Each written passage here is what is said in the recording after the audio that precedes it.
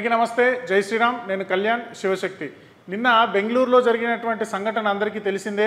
ఒక హిందువు తన షాప్లో తనకు నచ్చినటువంటి హనుమాన్ చాలీసా పారాయణాన్ని టేప్ రికార్డులో పెట్టి వింటున్నందుకు ఆ పక్కనే ఉన్నటువంటి మసీదులో వచ్చే హజాన్కి వాళ్ళు చేసేటటువంటి నమాజ్కి డిస్టర్బ్ అవుతుందని చెప్పి ఆ మసీదు నుంచి కొంతమంది ముస్లిం యువకులు షాప్ దగ్గరకు వచ్చి షాప్ వ్యక్తితో గొడవపడి అతని మీద పైశాచికంగా రాక్షసత్వంగా దాడి చేయడం జరిగింది.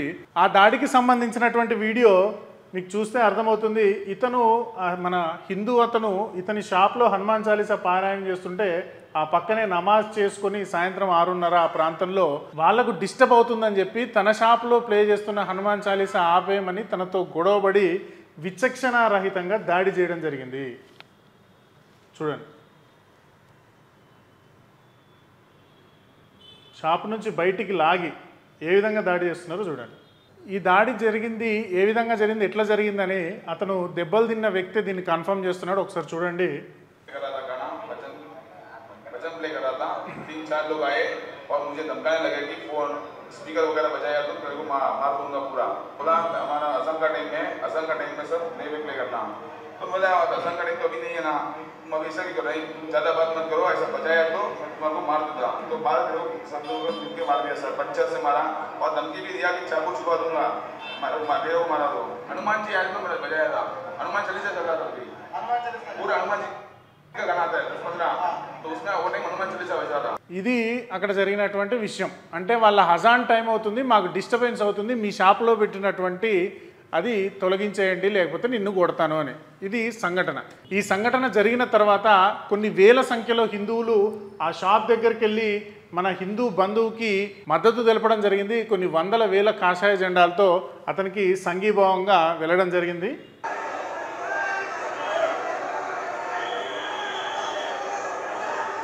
చూశారు కదా, ఇది నిన్న ఎక్కడైతే హిందువు మీద ముస్లింలు దాడి చేశారో ఆ సంఘటన, ఆ గల్లీలో జరిగినటువంటి సంఘటన. అంతేకాకుండా బెంగళూరుకు చెందినటువంటి ఎంపీ, బీజేపీ ఎంపీ తేజస్వి సూర్య గారు కూడా ఆ ప్రాంతానికి వెళ్ళి సంఘీభావం తెలపడం జరిగింది. అయితే అక్కడ జరిగినటువంటి ముఖ్య విషయం ఇప్పటిదాకా జరిగింది ఏంటంటే, హిందువు మీద ముస్లింలు మతపరమైనటువంటి దాడి చేశారు ఒకటి. 2, హిందువుకి మేమంతా ఉన్నాము అని కొన్ని వేల మంది హిందువులు అక్కడికి వెళ్ళి అతనికి సంఘీభావం తెలిపారు. నీకు మేమంతా మద్దతుగా ఉంటాము అని చెప్పి తెలిపారు. మన శక్తి ప్రదర్శన కూడా చేశాము. ఇది 2. తర్వాత బీజేపీ ఎంపీ తేజస్వి సూర్య గారు కూడా ఇతను వెళ్ళేదాకా పోలీసు వాళ్ళు కంప్లైంట్ తీసుకొని ఎఫ్ఐఆర్ కూడా చేయలేదనేటటువంటి వార్తలు కూడా వచ్చినాయి. ఆ ఎఫ్ఐఆర్ చేసినటువంటి ఎఫ్ఐఆర్ కూడా తప్పుల తడకగా ఉంది అనేటటువంటిది తేజస్వి సూర్య గారు అక్కడ ఇచ్చినటువంటి స్టేట్మెంట్. అయితే ఒకసారి అది వినండి. Sir, how can a common man have faith in the system, in those people who are supposed to protect, give justice, if deliberately FIRs are filed in such a manner that the main ingredients are removed? Had people not read the FIR today, spoken to him, told him that the main ingredients that he mentions do not find a place in the FIR, if not for our intervention, the FIR would have been a dummy FIR. So a government that cannot even file a faithful, factual FIR. ఇది matter. అంటే ఒక dummy ఎఫ్ఐఆర్ని అక్కడ FIR చేయడం జరిగింది. ఆ ఎఫ్ఐఆర్లో అసలు ఆ సంఘటనకు సంబంధించినటువంటి ముఖ్యమైనటువంటి విషయాలు లేవు. ఇది మనం చర్చించుకోవాల్సినటువంటి అంశం. మన మీద, హిందూ సమాజం మీద మతపరమైనటువంటి దాడి జరగడం ఈరోజు కాదు, గత 1000 సంవత్సరాలుగా జరుగుతూనే ఉంది. దాన్ని సమర్థవంతంగా ఎదుర్కొన్నటువంటి సందర్భాల్లో కూడా ఎదుర్కొన్నాము. కొన్నిసార్లు దెబ్బలు తిన్నాము, కొన్నిసార్లు ఎదురు తిరిగి కొట్లాడాము, నిలబడ్డాము, పోరాడాము. కానీ ఇక్కడ జరుగుతున్నది సిస్టమేటిక్గా హిందూ సమాజాన్ని వీక్ చేసేటటువంటి కుట్ర. దీని గురించే ప్రతి ఒక్క హిందూ కార్యకర్త కానీ హిందువు కానీ తెలుసుకోవాలి. నేను ఈ వీడియో చేయడానికి ముఖ్య ఉద్దేశం ఏంటంటే, ఇది ప్రతి ఒక్కరు వాట్సాప్లో చూసిరు, ప్రతి ఒక్కరు ట్విట్టర్లో చూసి ఉంటారు, ప్రతి చోట ఈ సంఘటనను చూసే ఉంటారు. కానీ దీని వెనకనున్నటువంటి కుట్ర ఏంటి అనేటటువంటి విషయాన్ని ఎక్స్ప్లెయిన్ చేయడానికే నేను ఈరోజు ఈ వీడియో చేస్తున్నాను. అదేదో జాగ్రత్తగా చెప్తాను, ప్రతి ఒక్కరు జాగ్రత్తగా వినండి. 2 నెలల క్రితం జనవరి 10వ తారీఖు శ్రీరాముడి అక్షింతల కార్యక్రమము దేశవ్యాప్తంగా జరిగింది. ప్రతి ఇంటికి అయోధ్య శ్రీరాముని అక్షింతలు వెళ్తున్నాయి, ఇది మనందరికీ తెలిసిందే. అయితే తెలంగాణలో ఉన్నటువంటి గజ్వెల్లో జగదేవ్పూర్ అనేటటువంటి ప్రాంతంలో శ్రీరామ అక్షంతలు ఇంటింటికి తీసుకెళ్తున్నటువంటి సందర్భంలో ఆ గ్రామంలో మతం మారినటువంటి ఒక వ్యక్తి ఎవరైతే ఉన్నారో అతను ఆ శ్రీరామ అక్షింతల కార్యక్రమాన్ని అడ్డుకోవడానికి ప్రయత్నం చేసిండు. వాళ్ళ మీద దాడి చేసిండు. వాళ్ళ కొడుకులందరూ కలిసి అతని మీద దాడి చేసిరు. ఆ శ్రీరాముడు అక్షంతల కార్యక్రమము భక్తి కార్యక్రమము మన హిందువుల యొక్క ఆత్మగౌరవానికి సంబంధించినటువంటి కార్యక్రమాన్ని నాశనం చేయాలని ఒక మతం మారినటువంటి క్రైస్తవ వ్యక్తి కుట్ర చేసాడు. ఎప్పుడు 2 నెలల క్రితం జనవరి 10వ తారీఖు. ఆ వీడియో కూడా చూపిస్తాను. ఇది గొడవ.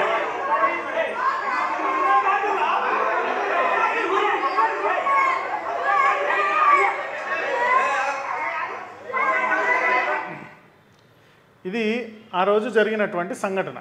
అయితే అక్కడ విషయం ఏంటంటే ఇతని మీద ఏం కేసు పెట్టాలా, పోలీసు వాళ్ళు.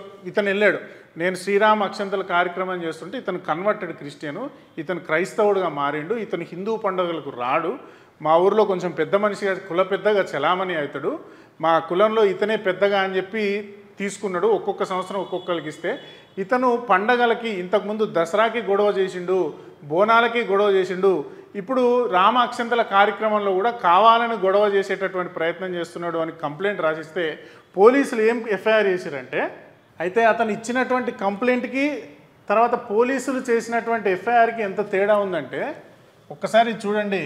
Villagers were brought the akshintalu from the Jagdevpur village received from god Srirama temple from Ayodhya and they kept them in village god Hanuman temple. On the next day, the complainant informed Mudiraj caste elder, namely Narra Istari, son of Narra Narsimulu. I think ikkada koncham cut ayindi.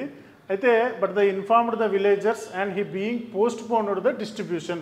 ఇతను ఏమన్నాడంటే ఆ కుల పెద్ద మనిషి convert అయినటువంటి ఇస్తారి ఎవరైతే ఉన్నారో అతను ఏమన్నాడంటే ఈ ప్రోగ్రామ్ని పోస్ట్పోన్ చేయండి అంటే ఆ విలేజ్లో ఉన్నటువంటి ఈ వ్యక్తులు ఎవరైతే ఉన్నారో ఆ అక్షంతలు పంచేటటువంటి విశ్వ హిందూ పరిషత్ కార్యకర్తలు ఇప్పటికే 2-3 సార్లు నువ్వు పోస్ట్పోన్ చేయించినావు, ఇవాళ ఎట్టి పరిస్థితుల్లో దీన్ని డిస్ట్రిబ్యూట్ చేయాలి అని అంటే అప్పుడు స్టార్ట్ అయినటువంటి గొడవ. అంటే పోస్ట్పోన్ చేయమని కుల పెద్ద చెప్పినట్టుగా లేదు, ఇది ఇవాళే పంచాలి అనేటటువంటి ఉద్దేశంతో వీళ్ళు మాట్లాడినట్టుగా ఈ ఎఫ్ఐఆర్ని సిఏ పుటప్ చేయడం జరిగింది. అయితే దీనికి సంబంధించినటువంటి కాల్ రికార్డ్ ఏదైతే ఉందో అది ఛానల్లో నేను కింద లింక్ ఇస్తాను. అతనితో నేను మాట్లాడినటువంటి కాల్ రికార్డ్ 2 నెలల క్రితం, దాంట్లో కూడా డిస్క్రిప్షన్లో లింక్ ఇస్తాను చూడండి. అందులో అతను క్లియర్గా చెప్పారు ఎవరు ఏమైతే ఉన్నారో రాజ్ కుమార్ అతని మీద దాడి జరిగిందో ఆ రాజ్ కుమార్ క్లియర్గా ఏం చెప్పిండంటే వాళ్ళు మతం మారినటువంటి వ్యక్తులు, వాళ్ళు మా మీద దాడి చేయడానికి వచ్చారు, ప్రతి హిందూ పండుగకి గొడవ చేస్తున్నారు అని. కానీ ఇక్కడ పోలీసులు రాసినటువంటిది ఏంటంటే కేవలం 2 గ్రూపుల మధ్య జరిగినటువంటి కొట్లాటగా దీన్ని చిత్రీకరించి ఫైనలైజ్ చేసి కోర్టుకు సబ్మిట్ చేసేసారు. ఇవాళ కూడా అక్కడ ఏం జరుగుతుంది, తేజస్వి సూర్య గారు చెప్పింది ఏంటి అంటే షాప్లో హనుమాన్ చాలీసా పెట్టడం వల్ల మా అజాన్కి మా నమాజ్కి డిస్టర్బ్ అవుతుంది కాబట్టి నువ్వు హనుమాన్ చాలీసా బంద్ చేయి. నేను బంద్ చేయను అంటే కొట్టిరు అతన్ని. ఇక్కడ పోలీసులు రాసింది ఏంటంటే ఆగంతకులు లేకపోతే దుండగులు లేకపోతే రోడ్డు మీద పోయేటోళ్ళు ఆ షాపులో ఏదో వస్తువు కొనడానికి వచ్చినట్టుగా లేకపోతే ఆ షాప్ దగ్గరకు వచ్చినట్టుగా అక్కడ వాళ్ళిద్దరికీ మధ్య వాగ్వాదం జరిగినట్టుగా వీళ్ళు 4 ఉండి అతను ఒక్కడు ఉండడం వల్ల అతని మీద దాడి చేసినట్టుగా పోలీసులు ఎఫ్ఐఆర్ రాసి క్లోజ్ చేసేస్తారు. ఇక్కడ ప్రతి హిందువు గుర్తించాల్సింది గమనించాల్సింది ఏంటంటే మన మీద జరిగేటటువంటి దాడి ఏదైతే ఉందో దాన్ని కరెక్ట్గా మనం ఎక్స్ప్రెస్ చేయలేకపోతున్నాము, దాన్ని సమాజానికి స్పష్టంగా చెప్పలేకపోతున్నాము, చట్టానికి స్పష్టంగా చెప్పలేకపోతున్నాము.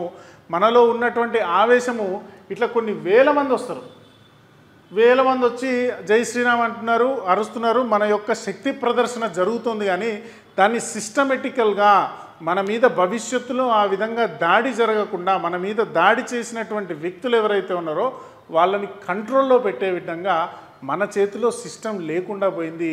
అవతల వ్యక్తుల దగ్గర సిస్టమ్ ఉంది, వాళ్ళు సిస్టంతో హిందువుల మీద దాడి చేస్తున్నారు. ఈ విషయాన్ని జాగ్రత్తగా ప్రతి ఒక్కళ్ళు అర్థం చేసుకోండి. రాజకీయ నాయకుల దగ్గరికి పోయి వాళ్ళు కూర్చుంటున్నారు, పార్టీల దగ్గరికి పోయి వాళ్ళు కూర్చుంటున్నారు. ఆంధ్రాలో తెలంగాణలో కూడా ఇలాంటి సంఘటనలు కొన్ని వందలు జరిగినాయి. మీరు చూస్తే దేవాలయాల యొక్క విగ్రహాలు ధ్వంసం చేసిన వాడు పిచ్చోడు, సిస్టమేటికల్గా నిందితుడిని పక్కన పెట్టేశారు. వాడు మెంటల్లీ హ్యాండిక్యాప్డ్ అని. రథం తగలబెట్టిన వాడు పిచ్చివాడు, వాడికి కామన్ సెన్స్ లేదు కాబట్టి వాడు రథం తగలబెట్టాడు.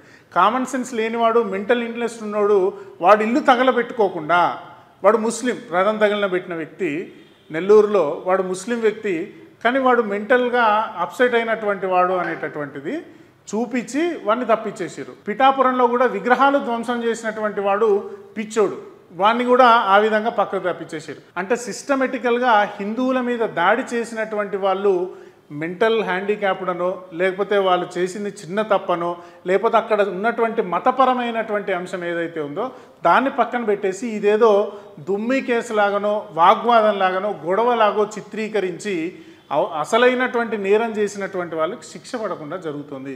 ఇక్కడ ఇదే బెస్ట్ ఎగ్జాంపుల్. ఈ ఎగ్జాంపుల్ ఇతను మతం మారినటువంటి వ్యక్తి ఎవరైతే ఉన్నారో రామ అక్షింతల కార్యక్రమాన్ని అడ్డుకొని హిందువులని గ్రామంలో ఇబ్బంది పెట్టాలనేది అతని ఇంటెన్షన్. కానీ ఇక్కడ ఏం జరిగింది, ఏం సెక్షన్స్ పెట్టాలా, 295A 153 సెక్షన్స్ పెట్టాలి. కానీ ఆయన మీద పెట్టిన సెక్షన్స్ ఏంటి, 290, 323, 345.